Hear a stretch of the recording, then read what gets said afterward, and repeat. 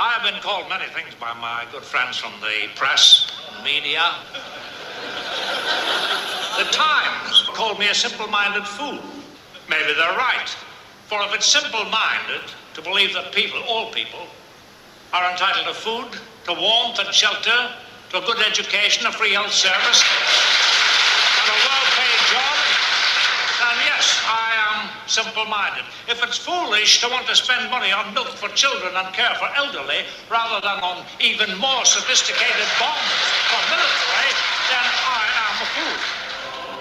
Made in 1988, a very British coup is a political fantasy from a time when a Labour government seemed inconceivable.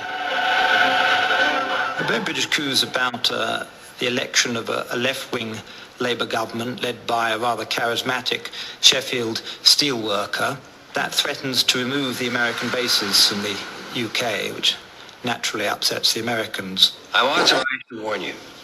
If you jeopardize the Western alliance, my government will be forced to regard that as a hostile act.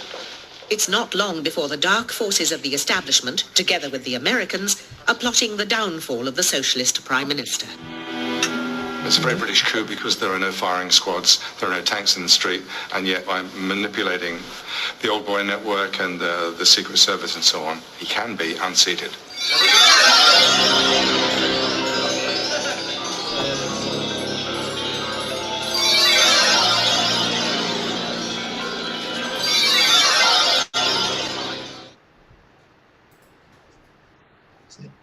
And good evening from Redline TV. It's Monday, so that's what we're doing. And tonight, I think we've got a really, really interesting program. Now, what we're not going to be doing is looking back to see what Corbyn might have done had he got in. What we're going to be doing, and I think it's particularly relevant at the moment, is having a look at what he might have faced had he got in, and is there any way around it? Now, Chris Mullins has been a journalist, a writer, and an MP. He was Minister in the Department for the Environment, Transport and the Regions, in the Foreign and Commonwealth Office, and in the Department for International Development. He did a campaign for the release of the Birmingham Six, the victims of a huge miscarriage of justice. He's written 4 books, but amongst them is A Very British Coup, written, published 1982, which was later adapted very successfully for television.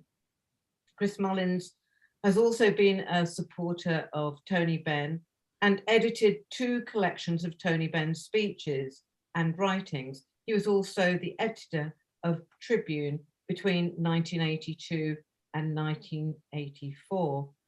So after a week of huge political turbulence with a successful coup against Truss and the role of the markets being the focus of so much political and economic storms, many of us have become extremely aware that Corbyn or any other leader of the left, had they got in, if they were to get in, would be faced with similar or worse.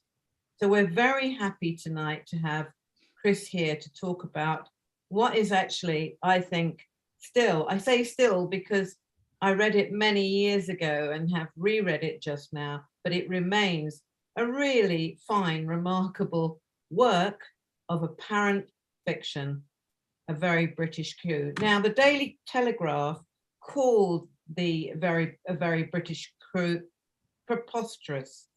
Now, I suspect, having gone through both the Corbyn leadership years and the last few weeks of a Truss premiership and what's happened, they would be pretty hard pressed to use that kind of description again. Chris, good evening. Lovely to have you here. Hi. I published 9 books, by the way, not 4. Oh my goodness! Three volumes of diaries. Oh yes, the volumes of diaries. Amongst other things, yeah. But don't worry about it. It's all right. A great book, and I really recommend anybody who hasn't read it to read it. It's because it's not just a good read. It's a fascinating read in terms of what has happened in the last few years of British politics. So just to start with my first question, which was really, why did you write it? What actually made you write it? Well, it was written in 1981, which was also quite a fraught year for the Labour Party. And when it was thought there was a possibility that Tony Benn would become leader. And the establishment was getting rather upset at that prospect. And I was on a train coming from the Labour Party conference that year, might have been 1980 actually. And I was with Peter Hain, Tony Banks and Stuart Holland. The other two subsequently became, well, three of us subsequently became MPs, and Stuart Holland was already an MP. And one of our numbers said, I wonder what would happen if Tony Benn were to become Prime Minister. And another of our numbers said, oh, that would make a good novel. And whereupon Stuart Holland revealed that by the swimming pool in Greece the previous summer, he tapped out 4 chapters of a novel along exactly those lines. And then Peter Hain said, well, he and a friend had just circulated a plan for a novel along those lines to publishers. So I thought, blimey, I'd better get on with this. Well, I think it's remarkable. And I know it's a work of fiction, but I have to say, I mean, some of the storylines and some of the concerns of it make it seem extraordinarily prophetic. Now, I'm presuming that you used a lot of your sort of insider knowledge as an MP for this. So, I mean, my next question really is bringing it up much more to the present day. When you saw Corbyn and his election and then what happened subsequently, what were your thoughts in terms of what you saw going on? Well, things have changed a bit since then. One of the reasons, incidentally, that the book endured is because, well, firstly, some of the things in it had already happened. There had, in the 1970s, there had been military men raising private armies and all sorts of paranoia around. Anonymous article in the Times by an army officer, I remember, talking about if a Benn government came to power, what would have to be done. And then, of course, the other reason it endured is because a number of the things that in the novel were only speculation subsequently turned out to be to come to pass. So, for example, I had a MI5 agent on the Council of the Campaign for Nuclear Disarmament, and that turned out to be a chap called Harry Newton, who'd been there for years, reporting back to headquarters. And then, of course, Peter Wright wrote his memoir just a couple of years before it was made into a film, a television series, before the novel was made into a television series. And in which he talked about bugging and burgling his way across London. And well, there were various other incidents too that actually happened subsequently. So that gave it a certain credibility. I think the 1980s was very different, incidentally, in many respects. First of all, Benn was a far more formidable figure than Corbyn, because unlike Corbyn, he was of the establishment. Although the argument could be deployed against Corbyn that he had no experience of government whatever, and that actually is a relevant consideration, that could not be said of Benn. He'd been in government for 12 years and in the cabinet for most of that time. And so I think they were much more frightened of Benn than they were of Corbyn. But we still saw the smears against Benn, didn't we? We saw him, wasn't there some smear about him being mad, or certainly about being a communist? Well, the suggestion that he was mad was regularly deployed. But that, I'm afraid, is par for the course. I think we on the left occasionally do it against, occasionally say things like that. Not I, you understand, but I have heard people suggesting some members of the recent administration were more intellectually challenged. Yes, but in the book, you have, representatives of, all sorts of kind of areas of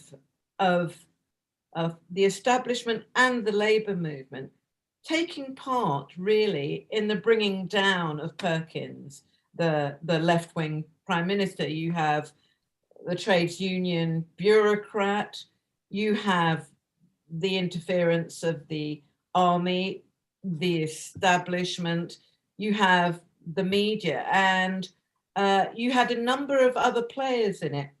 You very rarely, I noticed in the book, used the term conspiracy. In fact, when you used the term, you used it very delicately. I'm quite interested in that, really, because I think this has been a term that people have found like a hot potato to use with Corbyn. How do you see what happened with Corbyn?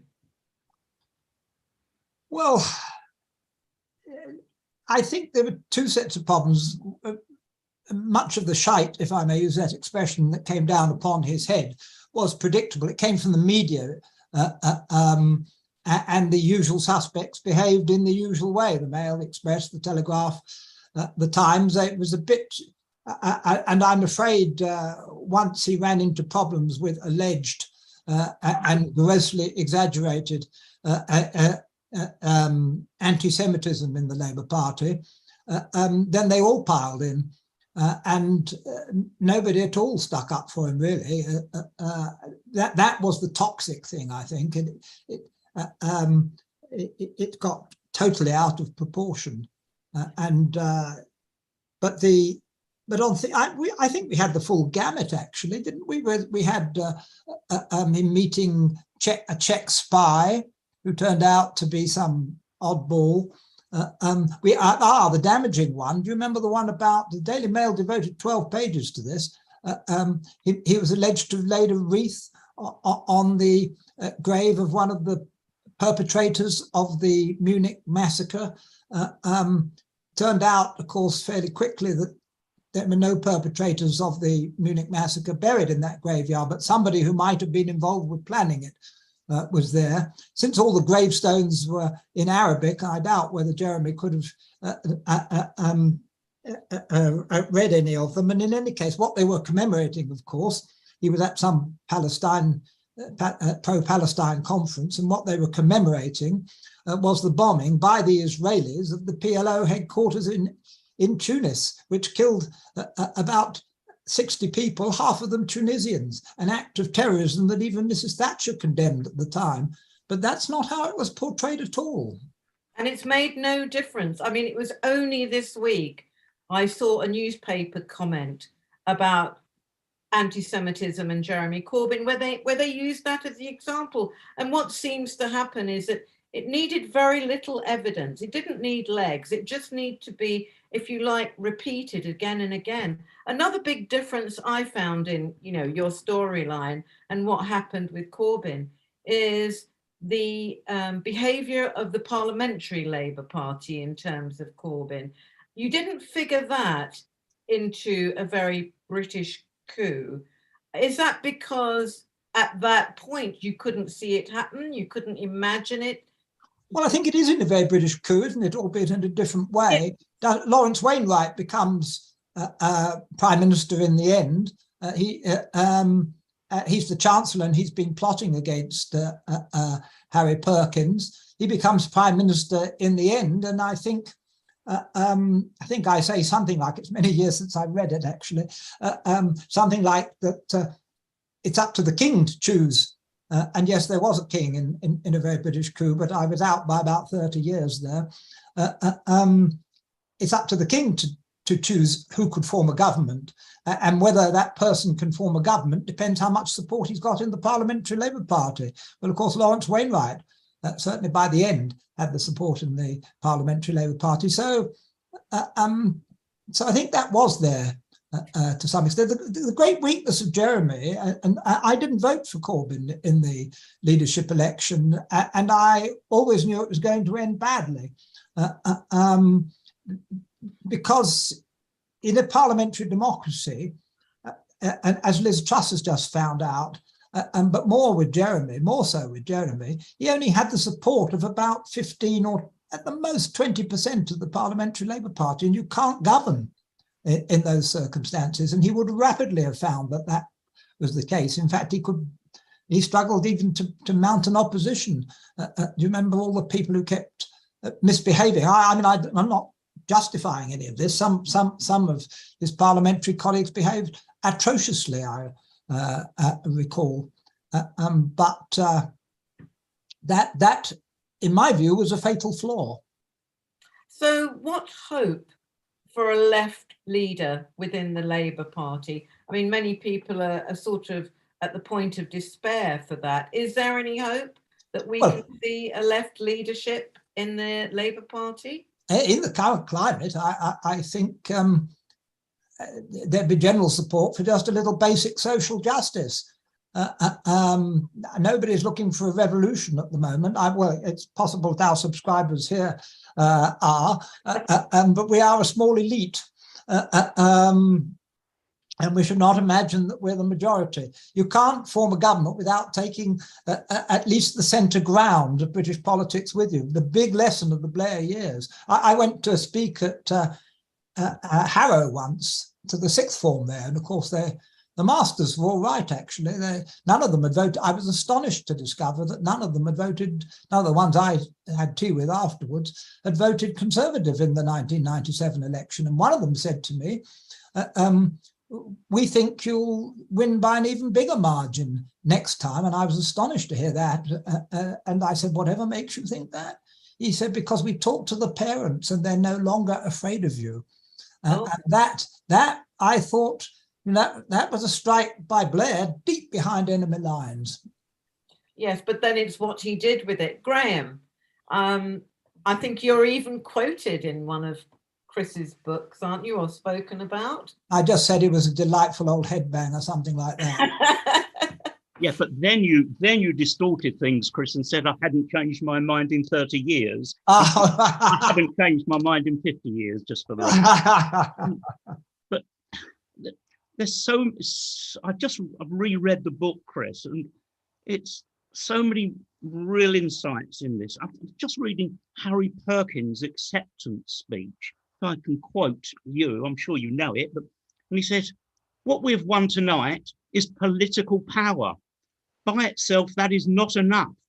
Real power in this country resides not in Parliament, but in the boardrooms of the City of London, in the darkest recesses of the Whitehall bureaucracy, and in the editorial offices of our national newspapers.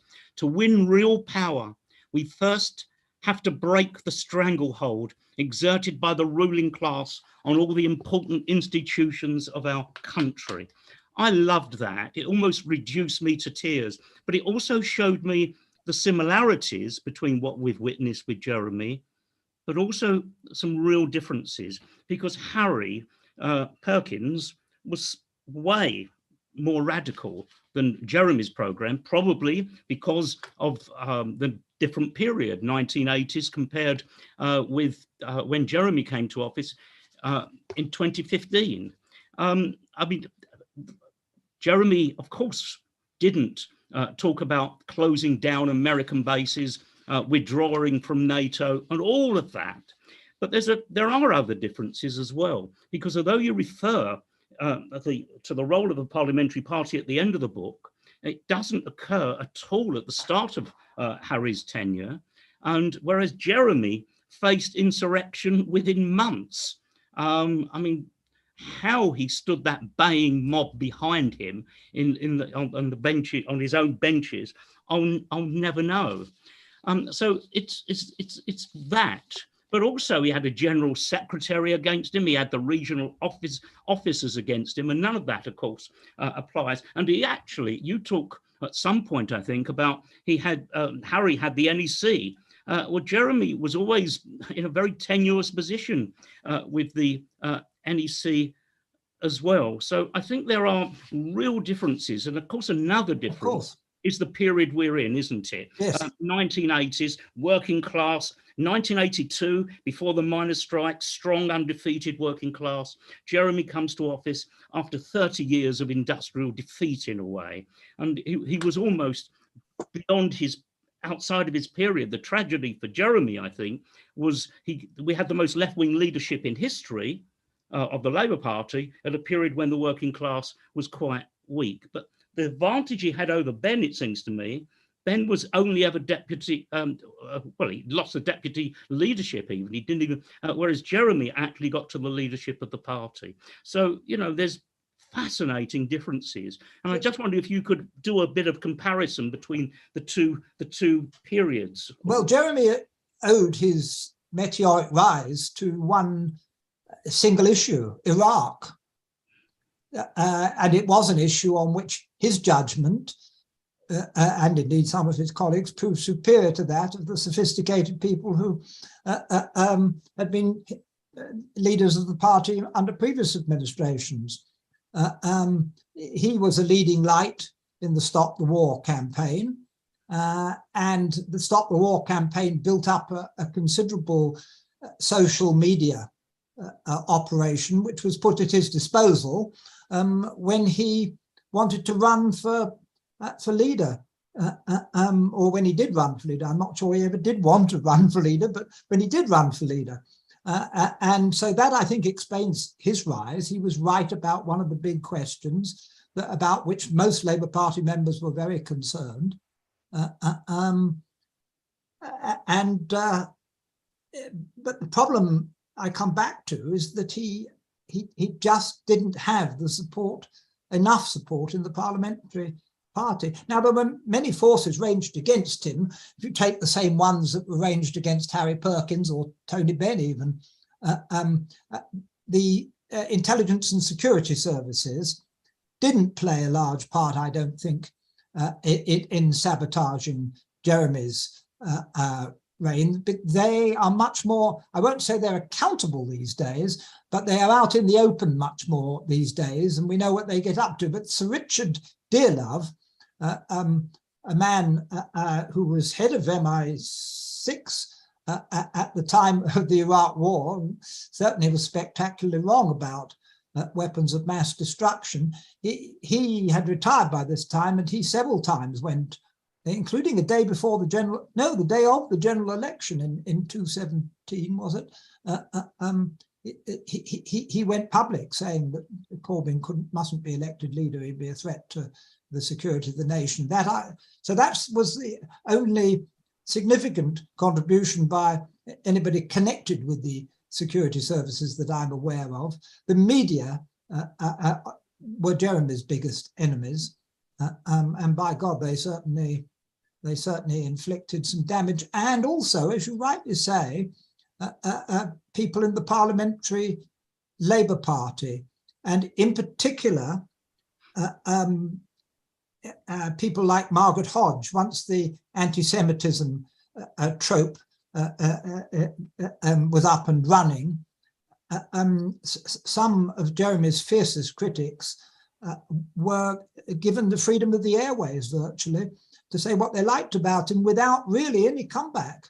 And Margaret Hodge certainly was allowed to address the nation daily on the Today programme at times, without really being challenged, as she should have been.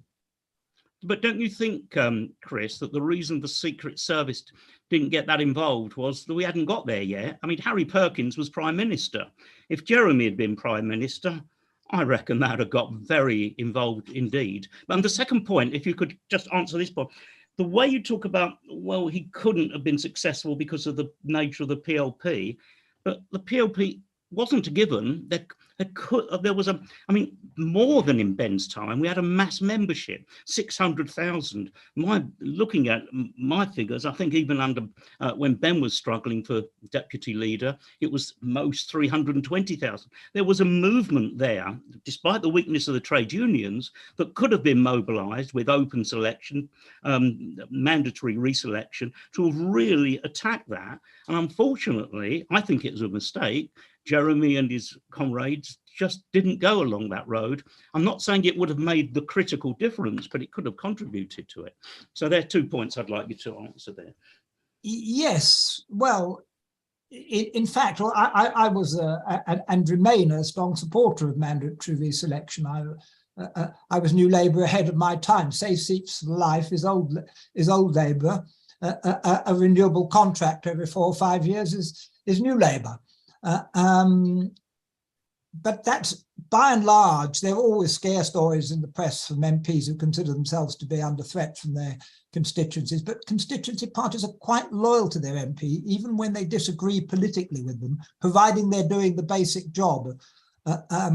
So reselection only really has ever been used against the idle and the drunk and the feckless, and not, I can think of a couple of cases where ideology played a part. Frank Hooley from Sheffield, Hooley from Healy, certainly lost his seat for ideological reasons. And of course, I think Ken Livingstone deposed Reg Friesen in Brent. But they're the only 2 cases I can think of where there wasn't, where MPs were removed for ideological reasons. So, but there was much more of a problem for Jeremy than that. Jeremy's office, the left-wingers in Jeremy's office were all at each other's throats. I mean, it's been well documented elsewhere. I'm sure you're aware of it. His office was dysfunctional. And Jeremy personally, he's got many strengths, but one of his faults is he's not very decisive. I put it as generally as possible.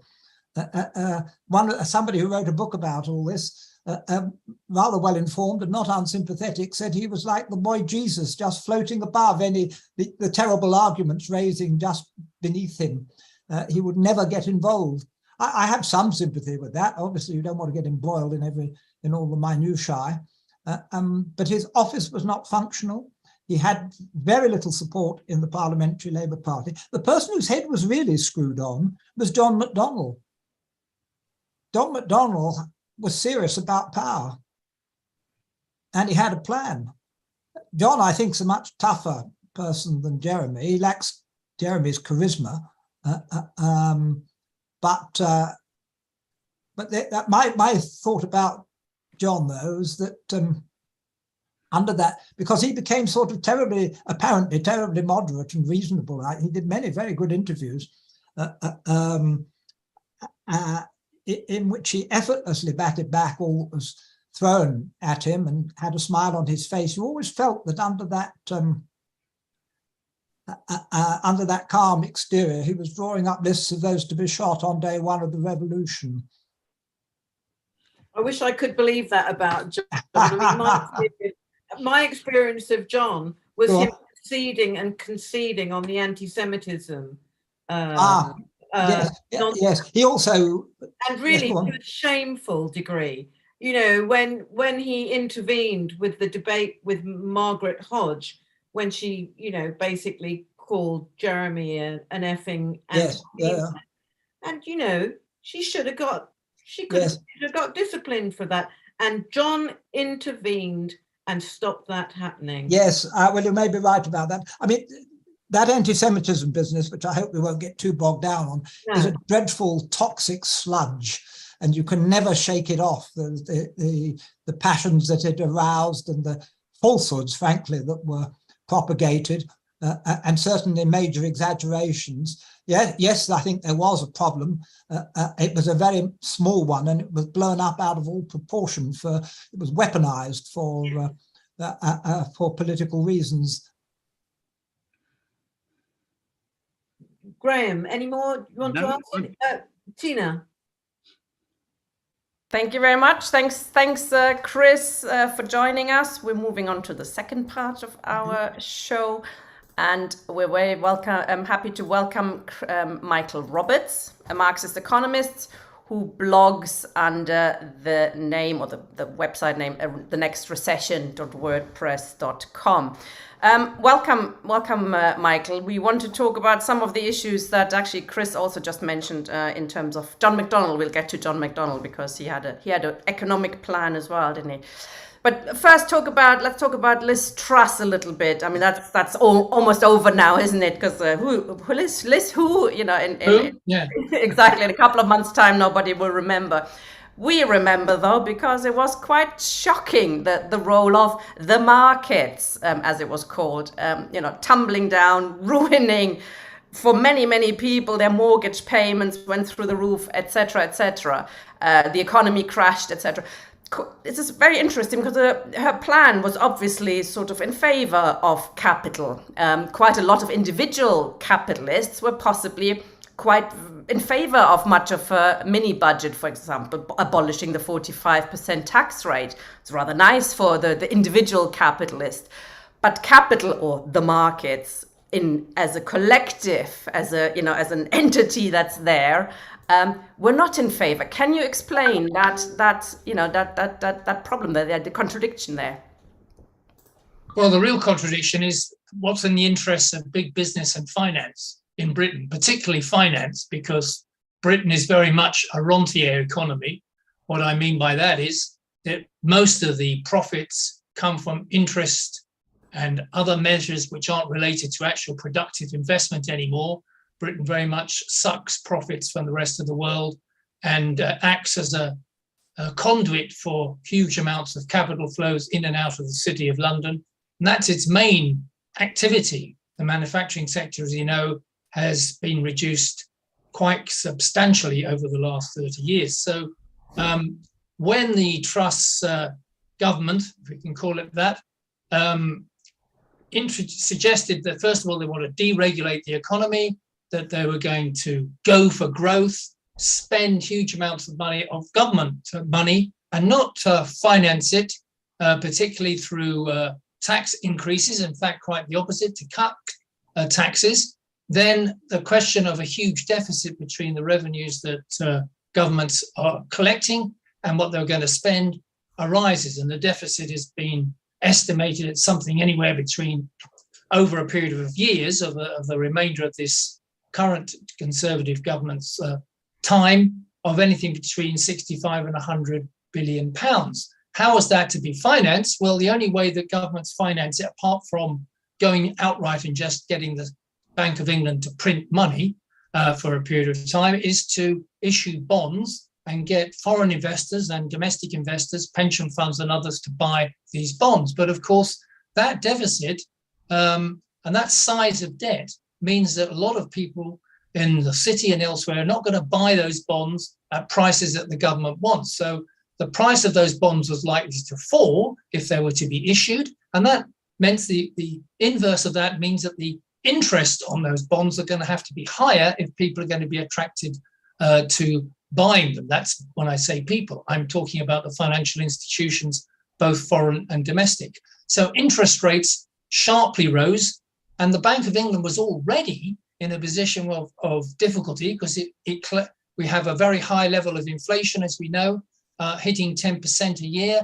If you want to include mortgages, it's more like 13% a year, the inflation rate at the moment. So the Bank of England was already started a process of increasing interest rates as well, under the supposed policy of controlling inflation. And now it was posed with the issue of higher bond yields or bond interest rates rising, and that would force a very serious situation for companies and institutions. They would find the cost of borrowing would be dramatically increased, not just the cost of mortgages and household borrowing. That didn't interest the City of London very much. They were much more interested in the cost of borrowing to finance investment, to carry out their capital flows and other things. And that was going to be a very sharp rise in the premium, as they called, on the interest rates for bonds. The Financial Times called it the moron premium, introduced by the result of Truss's policies. And the City of London and big business could not stomach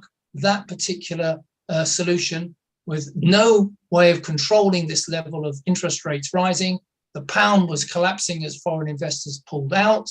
That would mean a sharp increase further in inflation, again making it more difficult for big business and the city to make any profits. They'll be squeezed. In fact, just today, the Financial Times pointed out how sharply profits are being squeezed at the moment by rising costs and rising interest rates. So they had to do something about that. And that's when the Bank of England basically said, well, we're going to bail out the city with £65 billion worth of bailout towards pension funds in particular. And the whole media campaign then became launched against the Truss government to eventually bring it down. And today we have the result of that. We have the result that the representative of big business and finance in the Conservative cabinet is now our Prime Minister to get the hand of the King Charles tomorrow, Tuesday morning, to form a government. So in a period of just a few weeks, it's been possible for the city and big business to turn things around. A demonstration in the end that who runs this economy and who runs this country. Yeah, it's not Tory members either. Some people complain that it's, he hadn't been elected by the country, but it's clearly something else going on. So is Capital going to be happier with him then? Do you think his programme is more to their liking? Well, undoubtedly, immediately they're going to be much happier. Already those bond yields have come down and the moron premium has begun to disappear because no longer, in their view, the city, the moron is no longer Prime Minister. So now they're in a position to hope that Sunak will carry out a policy along with converted Chancellor Hunt, who was swinging around from wanting to cut taxes during the campaign in supporting Liz. He has now swung round to maintaining all the taxes before, and next Monday he's going to propose a whole range of new taxes in order to close this deficit that has developed as a result. So all the spending measures that the government had in mind have been drastically reduced. We know, for example, that the energy price cap, which is expensive indeed for government spending, has been cut back from a maximum of 2 years to just 6 months. So I point out to you, as householders, already with the price cap at 2,500 on average spending energy, that is more than a doubling of where we were just over a year ago. And after April, there is no cap anymore. And we could go, according to some estimates, to 4,500 average energy bill, some people pay more and some less, just in 6 months' time, with some possibility that the poorest or the most needy will get some support from the government. But that ending of that spending cap, and on the other hand, introducing probably a series of other tax measures, is where we're heading. We're heading back towards a fiscal austerity policy where the government of Sunak and Hunt will aim at balancing the books over the next few years, and then probably releasing some nice juicy tax cuts and measures just before an election in 2 years' time. No election is planned now. That's the policy that the Sunak Hunt government plans. That's what I was going to ask you next. Unless the Tories want to press the self-destruct button, they're not going to call an election anytime soon, because especially with those price caps, as you mentioned, it coming up, well, I think there's no chance. I would say, Tina, if we look at the polls, it would be suicide if a generation was called now.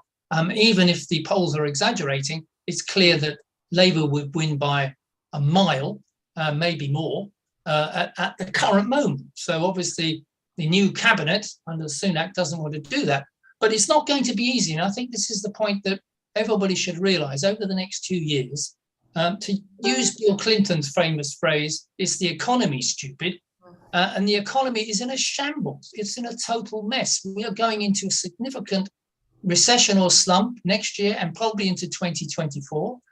The worst in the G7, probably, so that we're going to see a rise in unemployment. We're going to see reductions severely in any possibility of expanding any decent services for people over the next couple of years. No wage increases are going to be allowed. All the strikes taking place, they'll be bitterly opposed by business and government. It's going to be an extremely difficult period. And there's a sizable section of the Conservative Party in the Parliamentary Party and in the Shires, because remember, the Tory party members are basically a bunch of crazies. They are petty bourgeois, county set people, or a very small layer of people disillusioned with Labour from working people, but the majority of the members are of these sorts of people who have no inclination towards even the interests of big business. Big business lost control of the Conservative Party over the last few years and replaced it with these Tea Party crazies led by the likes of Rees-Mogg and others in the European Research Group. So these people are going to oppose all of these measures. So it's not going to be easy for Sunak and Hunt to carry through this program of austerity over the next 2 years in the midst of an economic recession. And I don't see them even managing to win an election in 2 years, despite what they might hope. So who is big business supporting that? Is it Starmer already, you think? Has he already No, not yet. I think that I happen to know quite well amongst, as you may not know, or maybe you do, I still do a bit of work for a bunch of financial capitalists and hedge funds. And I can tell you in their little discussions, they think Starmer's a pretty good bloke. We can count on him to carry through the necessary policies to keep Britain in shape, or towards that effect. Although they're not so sure about some of the people behind him in the shadow cabinet. They find those people a bit iffy, but on the whole, they look to Starmer, but they don't need him at the moment. They have what they want. If that doesn't work out, then of course, an election in 2 years' time and Labour returned with a Starmer cabinet, I don't think it's going to be too much fear and worry from the majority of the city and big business. There's always a layer of people who think anything but Labour. But on the whole, I think at the moment, unless we see some different policies from the shadow cabinet and the leadership of the Labour Party at the moment, as far as I understand it, our position is, I say ours, the leader's position is, as far as I understand it, is that we want an energy price cap, but only 6 months, the same as Hunt has introduced. We want some probably more taxes on the rich and maybe on energy than the government wants at the moment. But we are apparently, according to Sir Keir, the party of sound money, which actually used to be the slogan very much of the Treasury and the Conservative Party in the past. So that's, I think, a comforting factor for the City of London. John McDonnell tried a similar way to lure the economy or the economists. He kept saying that all his measures were fully funded, and here I've done all the calculations, etc. Quite different to what Liz Truss has done. I mean, she just blurted it out. What do you think that would have succeeded, showing the city where the money is coming from to stop those kind of attacks that we've just seen on Liz Truss? Yeah, well, I mean, I don't see anything particularly wrong with costing your spending. I mean, that seems perfectly a reasonable thing to do. And people want to know how much it's going to cost, whatever it is. The real question is, how are you going to raise the funds to do what you want to do? And what sort of spending are you carrying out? Now, if the spending is, for example, on increasing military spending, as the government wants to do at the moment, if your spending is on providing more subsidies to energy companies, then maybe that's not the right sort of spending that we're looking to cost. If your spending is on introducing better public services, of improving providing the funding necessary for the decimated NHS and our schools. I mean, we only heard this week that Rishi Sunak policies when he was Chancellor was actually increased the funding to the richest schools and reduced it to the schools in the poorest areas. If that's the way you're going to operate spending, then it's not so much the cost, well, that's relevant, but what you're spending it on. What frightened the City of London and big business from the Corbyn programme was not so much whether it was costed or not, because the media makes a fuss about that, but they know you can run a deficit as long as it's productive and produces more revenue through extra growth, which in a sense Liz Truss was correct, that if you can get more growth, then you get more revenue and you can pay for your spending. That's a perfectly reasonable policy. They know that as well. What frightened them was all the measures that were included in the manifesto, particularly the 2017 manifesto, of basically public ownership of the energy companies, of renationalising rail, and various other measures which were bound to be damaging to the profitability of the capitalists, in particular the city. That's what they're really opposed to. They'll use the argument that Labour is a spendthrift. That argument's used 100 times. I think even Sunak said the reason we're in a mess now is because of Labour. So I've forgotten what happened. When was the last time the Labour government was in office? These sorts of arguments are stupid. The city knows what they are. What they're more worried about is actually implementing the programme that MacDonald and Corbyn had in mind. Now, considering, I mean, if we presume Corbyn had actually been allowed to become Prime Minister, which is very questionable, seeing as the much of the Parliamentary Labour Party would have gone to great lengths to stop voting for him. But imagine he had become a Prime Minister, and with McDonald's plan, would they have been able to, in your view, to stop like the run on sterling, the crashing of the markets? Did they have measures in place that would have stopped that? I'm asking, we need to plan for these kind of things, don't we, as socialists? We certainly do. And to give the due to John McDonnell and his team, they did thought about this risk. We're talking about people who are good socialists in John McDonnell's team, and they were aware of that this was what was going to happen. We already, as Chris has already explained, the role of the Parliamentary Labour Party was truly disgusting, and it was basically the party MPs, or the majority of them, didn't support the programme of the leadership, didn't want to campaign for it, tried to break it, and if Corbyn and McDonnell had got into government, then they would obviously politically have opposed it. There's no guarantee that such a government would be able to carry a majority in Parliament as a result, because they would undoubtedly been split.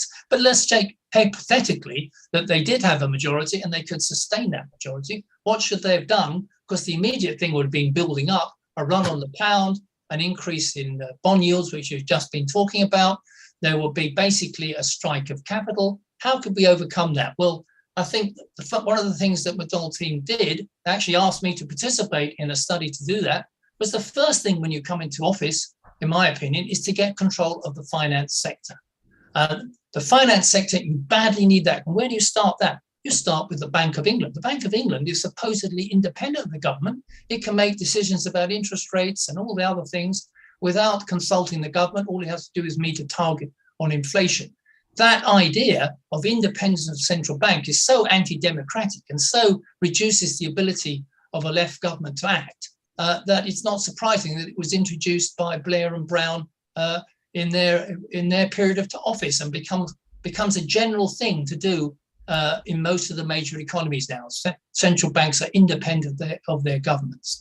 But where they are not independent, it's possible for governments to implement different policies. For example, I would have thought a Labour government now, if it came to power today, would take back control of the Bank of England and stop interest rates. We would not increase interest rates. We would reverse them if necessary in order to give some support to people and households and small companies.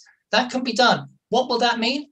Further run probably on the pound and on the bond yields. What do we do about that? Well, then the next step is the question of capital controls. What do we mean by capital controls? We mean that governments should, and with the help of the banks, and the Bank of England in particular, but also bank workers, we would stop the movement of capital flows, portfolio flows, currency flows, hot flows as they're called, out of the country by the rich, by companies and by financial institutions. We would block it. It would be illegal. They would not be allowed to take their money out of the country. It would have to stay here. This, of course, is against all international rules and would cause a mighty explosion further. But then that's the process that would inevitably go about. Could it work? Well, let me give you one example. In the Asian political crisis of 1998, most governments then in Asia went to the IMF and borrowed money in order to try and get through the crisis. Malaysia did not do that. Malaysia introduced capital controls. They didn't take IMF money. They just closed the financial borders and they stopped money going out.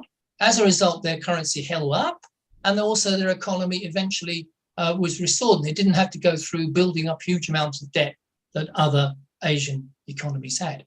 Finally, Tina, on the third point is you can't stop at just the Bank of England.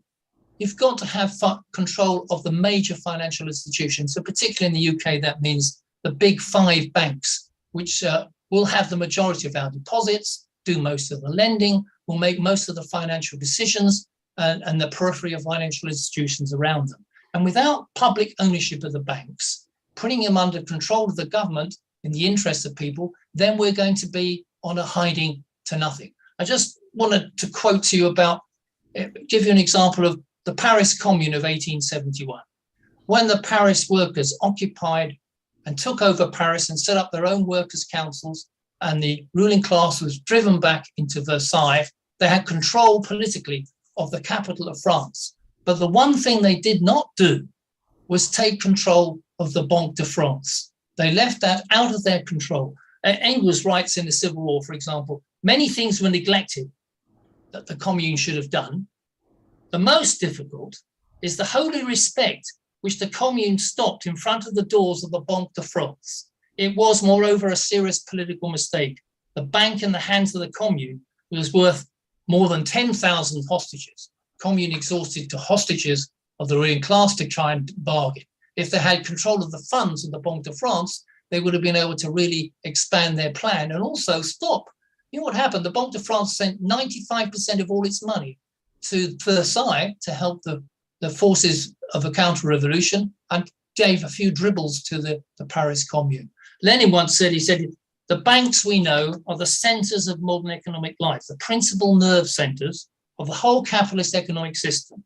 To talk about controlling economic life, that's controlling it for us, and yet evade the question of the nationalizations of banks means either betraying the most profound ignorance or deceiving the common people by florid words and promises with the deliberate intention of not fulfilling those promises. And so unless we control the banks and bring them into public ownership, then we can't carry out some of these other policies of capital controls, of regaining control of the currency and of the other financial flows that exist in the economy. That's number one that has to take place. But of course, if you did that in the first 2 to 3 weeks of a Labour government, you can imagine the reaction that will come from the city and big business, not just in this country, but internationally.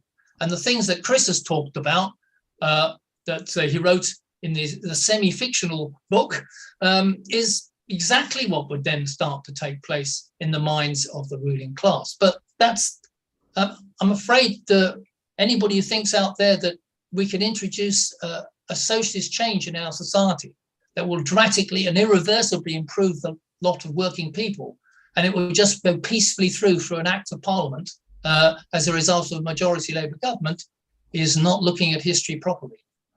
Absolutely.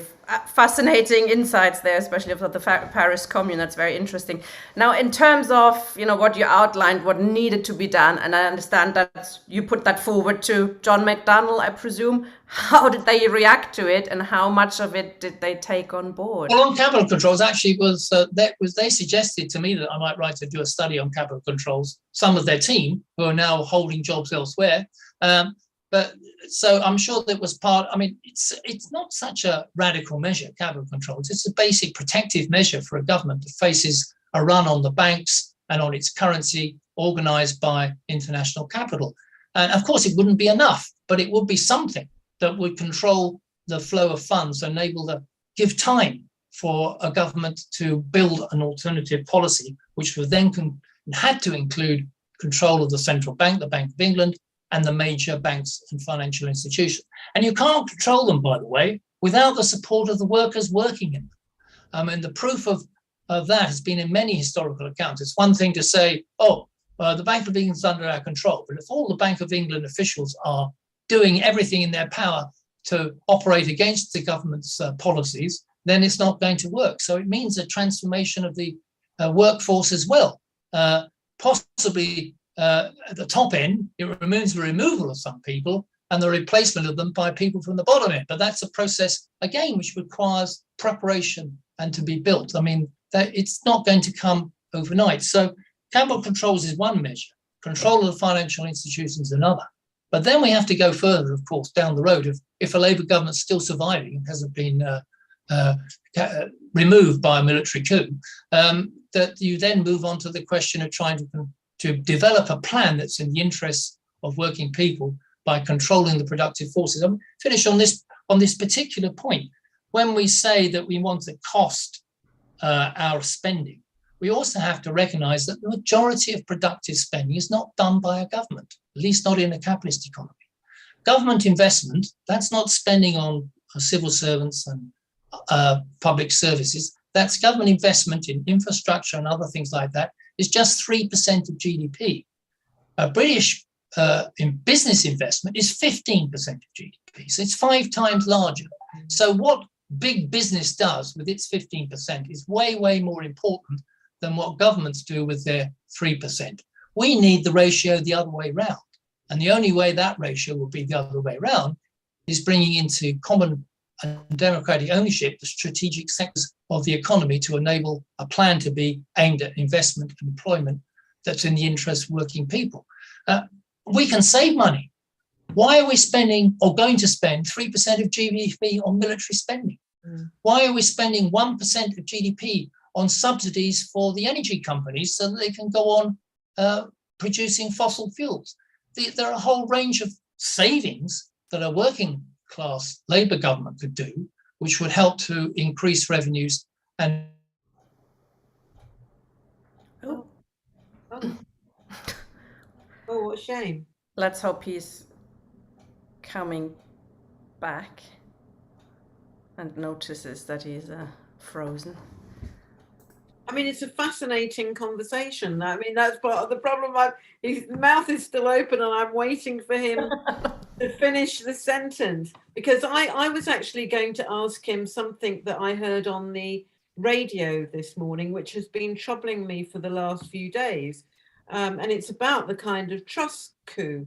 And somebody was saying that the thing about the trust economics is that what that was preparing for was to take advantage of this sort of freedom from the EU. It's from Brexit.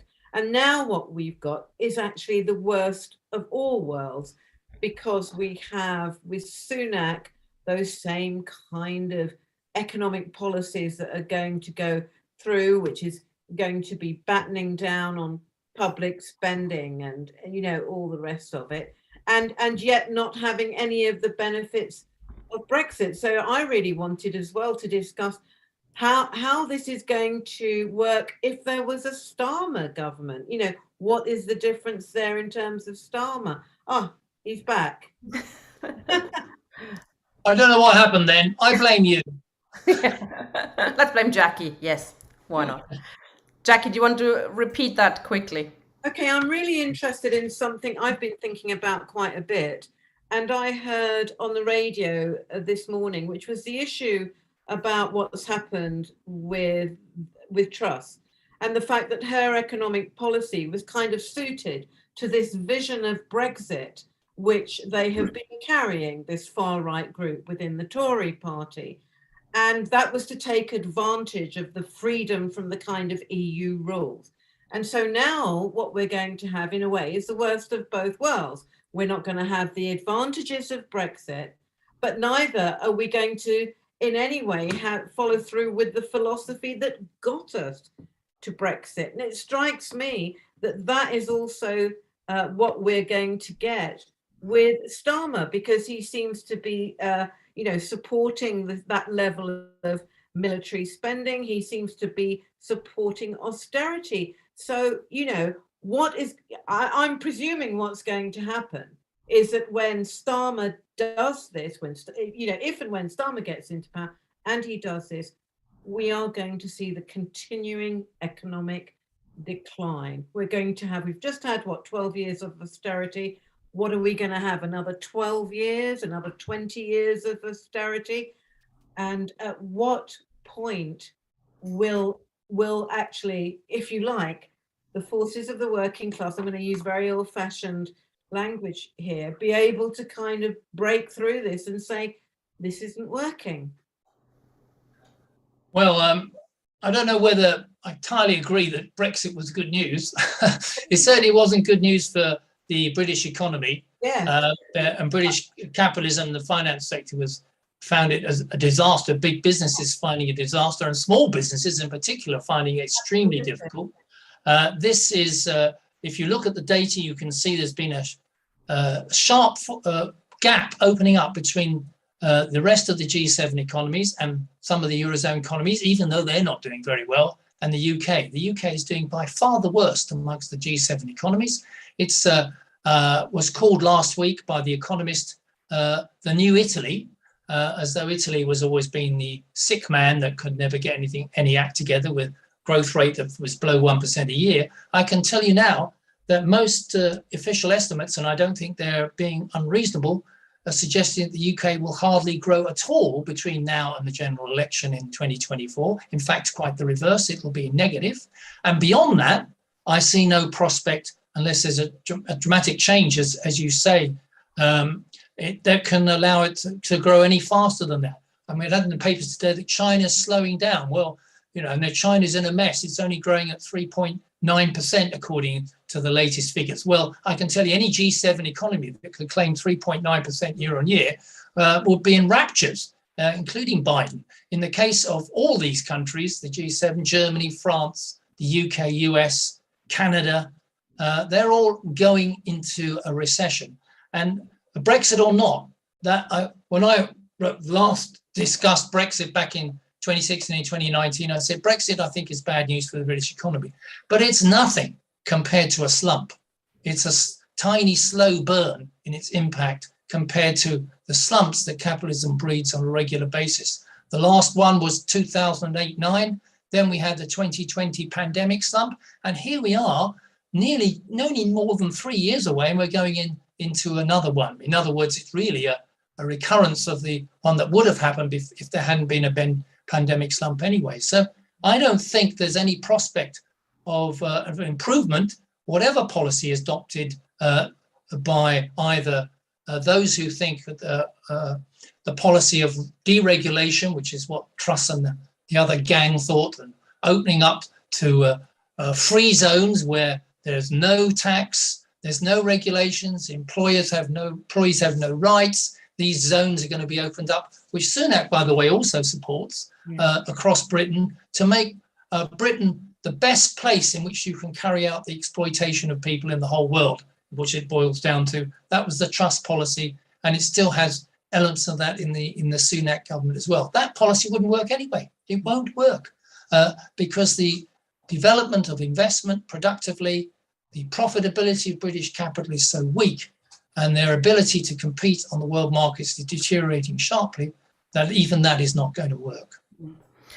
Michael, a few people also in the chat here of this meeting are pushing forward the idea for that modern monetary theory might be a way to deal with the crisis. Perhaps, I believe they think it is some kind of alternative perhaps to the measures as, you know, a socialist transformation would require, which are quite radical. As you said, we also have to start talking about taking away the means of production from the capitalists and running them by ourselves. These are important, you know, radical measures that would have to be taken in a socialist transformation. Is MMT an alternative for you, in your view? Would that work? Well, the merits of the modern monetary theory is to tell us that we don't have to balance the books at government level. It's not like a household, although no household I know balances the books, they're always borrowing. But governments can borrow with the prospect of trying to grow the economy by using the extra spending that they've created by borrowing to invest and develop the economy, and that will inevitably bring to the position where they can growth can be sustained by a basis of having a bit of a government deficit. Make 2 points on that. There's nothing particularly wrong with that. The difference between it's a Keynesian policy, which has been around since Keynes was around and before the Second World War. The difference with modern monetary theory is that they say you don't need to issue bonds to do that. So you don't have to be beholden to the City of London and their willingness to purchase your bonds. You can just get the central bank to print money. When I use the word print, I used to get attacked by the MMT because nobody prints money anymore. Let me rephrase that and say the central bank can place a load of money into the commercial banks, increase their reserves by just adding to their reserves. And then they hopefully will then spend that into the economy. All I would say is, and it applies whether you want to borrow bonds, whether you want to run a deficit, whether you want to print money, if you don't use the money productively to produce better investment, employment and growth, then it's only going to open up to the possibilities of increased inflation and a move out of the currency in your particular country. And that's the danger of just relying on deficit spending and the printing of money as an alternative. Can we get productive investment? That doesn't depend upon how you're raising the funds. It depends on where you're putting it and how much you're putting it. And I repeat, big business controls the investment of our economy, not the government. The government doesn't have a sufficient control over that. So if the government is printing money to try and spend more, if it cannot alter the general forces of growth in production, all that will happen is it will get more inflation and there will be a run on the pound at a certain point. MMT people agree that the constraint is that, and that the constraint is that you get inflation unless there's growth. Exactly. And that's exactly what the Truss government showed by just issuing a plan for more spending without actually having any policy for covering those costs, or that it was going to produce anything that would actually take the economy forward. And so they faced a run on the pound and an increase in bond yields as a result. And I have to say that in that case, MMT is not an alternative. It's not an alternative to a socialist plan. If it's seen as an alternative, that's a danger. That's a risk. That's, in my view, that will be leading us down the wrong path. I think all we have to do is print money and run a deficit, and the government spends and everything will be fine. No, it won't, not under capitalism. It also doesn't touch who's controlling production, who's controlling. In my view, that's key. I mean, maybe MMT people might say, oh, yes, we're socialists too. We want to do that as well. Well, in that case, what is MMT offering us that's extra from the program of a socialist transformation of the economy? Is my reply to MMT is when they say that. Yes, we're socialists. Actually, the large number of MMTs are not even socialists. American MMT is not socialist at all. They don't want to transform the economy into socialism. They think they can make capitalism work better with MMT. So would it work as you have a revolution somewhere like Russia, for example, which was the only country that managed to do it at the time, and it struggled to survive. Yeah. Would MMT work in a country like that to help it, exist a bit longer? Clearly doesn't seem to work very well where people have tried it on their own, where they just, governments just expand their money. I mean, a classic example, you might say, I'm not saying it wasn't a revolutionary campaign, but Mr. Mugabe certainly just printed enough money and turned inflation into 2,000% a year. If you want to put a more fair example, Venezuela is forced into the position of having to print money because it had no alternative, it didn't have any dollars. And of course, it created an inflationary situation. But then that's an issue. If you have a transformation by a socialist government, comes to power, wins, has a parliamentary majority, avoids all the political, military dangers that exist, survives, and tries to plan for the economy, it's on its own. Well, is it on its own? That's the key question. If it remains on its own, then it's not going to succeed against the forces of capital led by US imperialism. That's why you cannot stop on our national borders. We may start on our national borders, but we have to go beyond our national borders. We have to appeal to working people in Europe and labour movements in Europe and elsewhere to support a socialist government if that's what the UK has got, and to get your own. After all, that's what should have been done in the case of Greece, when the Greek government came to power with a programme of radical change and faced the threat of complete financial cut-off by the IMF and the European Troika. But they did not do that. They did not do that effectively enough to win the support of working people against their own governments. And those are governments then combined to crush the Greek government. Yeah, absolutely. Internationalism is hugely important, as the Russians noticed after, the Germans didn't make revolution, didn't succeed. Graham, you've got a question. Yeah, brilliant, Michael, as was Chris. I just want to carry on where you talked about the international dimension of all this. And so you've said we're in this wonderful situation where we've got this socialist government, never mind whether it's Harry Perkins or Jeremy Corbyn, doing its capital controls, nationalisation of the banks, of the commanding heights of the economy. Still, I still don't fully understand how that protects us, assuming it's us, against a run on sterling. And if it doesn't protect us, how long can we really last out? Because obviously we both come from a similar tradition. Socialism in one country ultimately it ain't going to happen. But obviously you've got to start somewhere. So what can we do assuming that the international proletarian revolution doesn't happen in all the advanced countries on the 1st of October on the same day? It ain't going to happen that way either. So what can we do in the interim period, trying to spread socialism throughout the world, revolution, whatever? How do we act, how do we protect ourselves, and how can we avoid this this run on sterling, given the global kind of surround that we would be facing? Well, time always comes into things, Graham. Nothing's immediate. The very first period of a Labour government with such a policy and aim must be to get control of the financial sector. I go back to that. You can't immediately do all these other things. And so that means, as I say, capital controls, we need to end the flow of funds. That stops in the tracks the ability of foreign investors in particular and domestic rich people and companies to take their money out of the country, because that's what drives the currency down. If there's not funds there to back the currency, if we have control of the commercial banking and the Bank of England system to back the currency, we can use the reserves that we've got, which are quite considerable in the UK.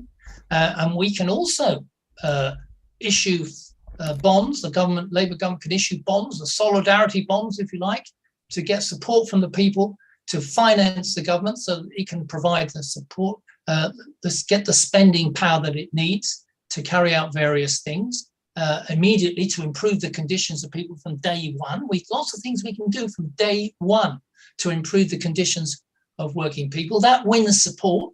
The more support you get, it boils down to political support. It's not just down to the question of whether the currency is under threat.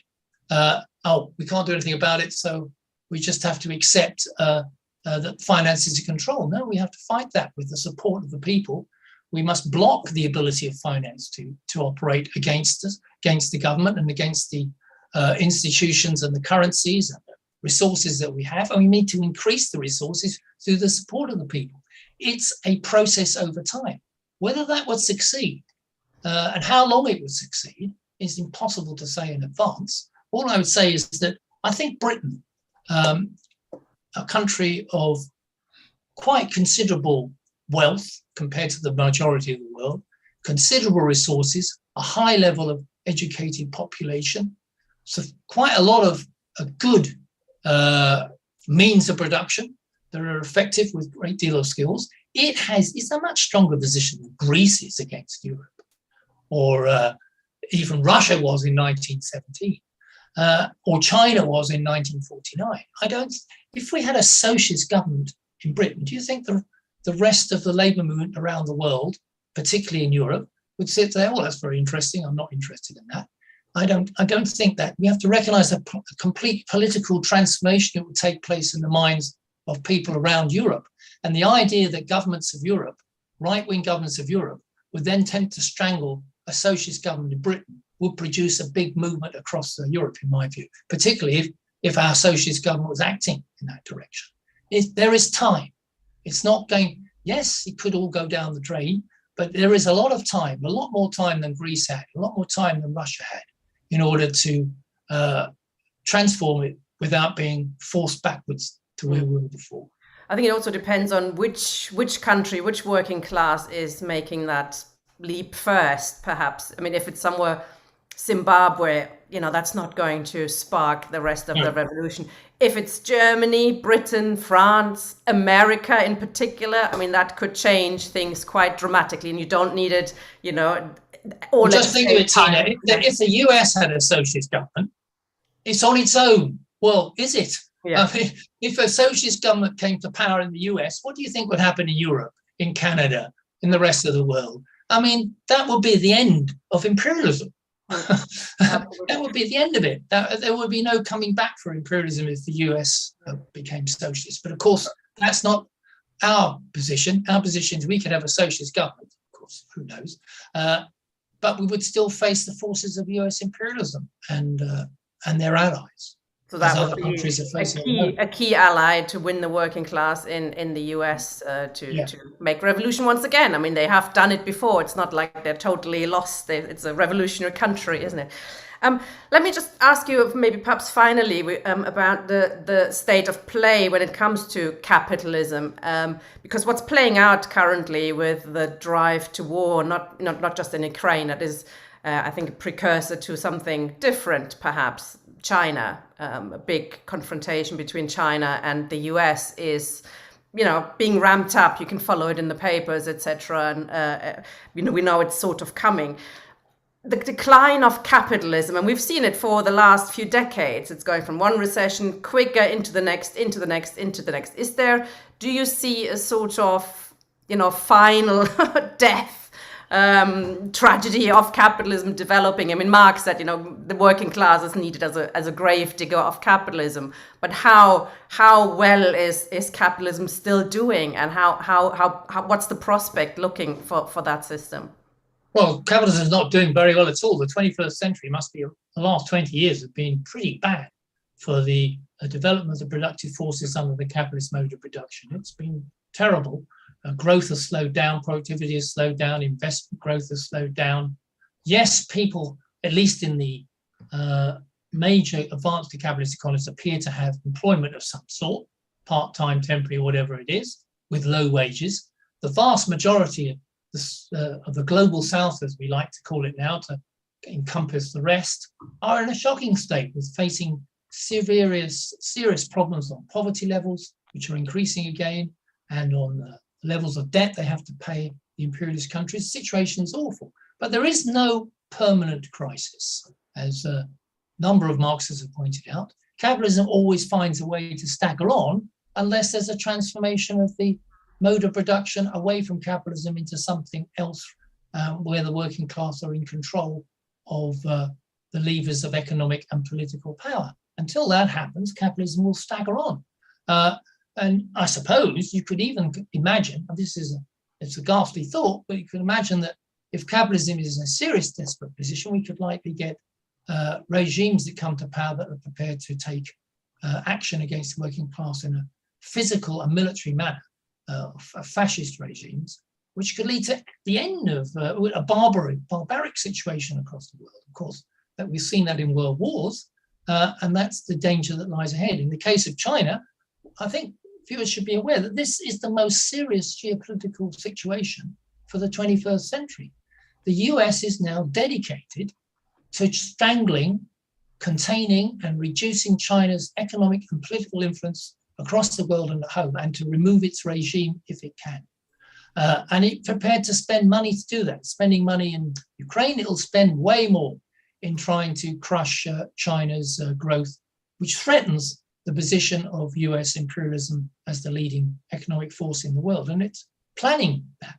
It's preparing for using Taiwan as the, if you like, the anti-Semitism weapon of geopolitics to say we must defend Taiwanese democracy, and that means we're going to take on China militarily. The head of the US Navy only last week said, China is our main enemy, and we must prepare for a war now in the next year. Now, obviously, that was probably designed to get more money for the US Navy out of the military spending budget. But having said that, that's an indication of the way the US military and the strategic forces in the US ruling class are thinking. This is going to be the issue of the next decade, if not earlier. Absolutely, and it's very important that we look at that in more details, and I think we're planning to do that on Redline TV, and I think you've just talked to yourself into another gig to take a proper look at that. Graham, Jackie, any final questions? Can I just say I thought that was absolutely brilliant, Michael, so I really appreciated that. Well, I think I deserve a glass of wine now. Shall I have that after you've gone? Nice. Or two. Jackie, do you want to say anything? And thanks everybody. I'm proud to pick up all the questions and points that people are making in the chat. I saw one or two I'd like to have said something about, but obviously there's not time. No, if you want to pick up something, we've got an hour. Well, I don't know if there's anything in the chat. Have you got much time? Have you? I don't know. Have you read anything that you want to? Well, I'm just having a look. There's quite a few. Let me just say, on MMT, I don't want to get into a big discussion about that, but one chat person says, well, MMT is just describing the way the banking system works. Well, there's some truth in that, but if that's all it's doing, then it's not helping us a great deal. But I think it's more than that. It aims as a policy. There are policies that come out of MMT, which I've just described about their merits and demerits. So it's not just that it explains how banks work. And I don't think that that's sufficient to make it an alternative to a socialist plan for the economy. No, absolutely. So we do have another meeting next week. This is the Hear You Say, Have Your Say program on this issue. So I mean, Michael, if you're free next Monday, come along and we'll have some people who will speak in favor of MMT, no doubt. But we don't have time in this session tonight. But thank you very much, Michael. Thank you very much, Chris. I thought that was a very interesting and fascinating session. It shows that, you know, the path to socialism, well, socialism sounds like an easy idea, but actually it is bloody hard work, and we better be prepared and know what we're doing. And I think some people just think it's sort of things emerge out of the struggle, etc. And there's of course a truth to that, but we also have to be very clear on kind of the measures that will need to be taken, and that's a general rule, capital control, etc. That was very interesting. Thank you very much, Michael. Thank you, comrades, for listening in. Hopefully we see you next week at the Have Your Say, and we could have a discussion on MMT versus socialism, perhaps. That's a bit cheeky to put it like that, I'm sure. But thank you very much, comrades. Have a good evening. Bye. Bye.